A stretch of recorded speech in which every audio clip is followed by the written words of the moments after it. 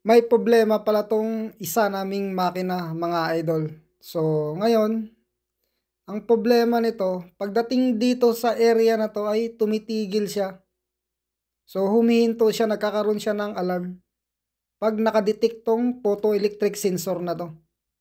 So dito siya mismo huminto sa may photoelectric sensor. So itong sensor na 'to na tinuturo ko. Tapos dito sa HMI, ang tinuturo ng alarm dito ay wrapping film misses. So nagmi-miss siya ng wrapping.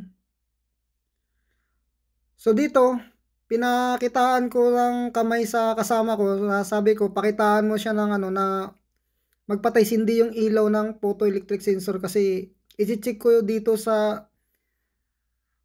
multimeter kung may 24 volts ba talaga siya. So kung makita nyo, wala siyang 24 volts na signal.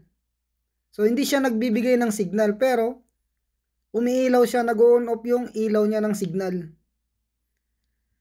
Kaya ang gagawin ko dito, papalitan ko siya ng bago dahil may pamalit naman kami nito. Dahil nako-confirm ko na talagang sira tong sensor na to. So may mga ganito talaga na umiilaw siya, nakakala mo ay nagbibigay siya ng signal pero wala siyang signal. So Omron pa lang brand ito.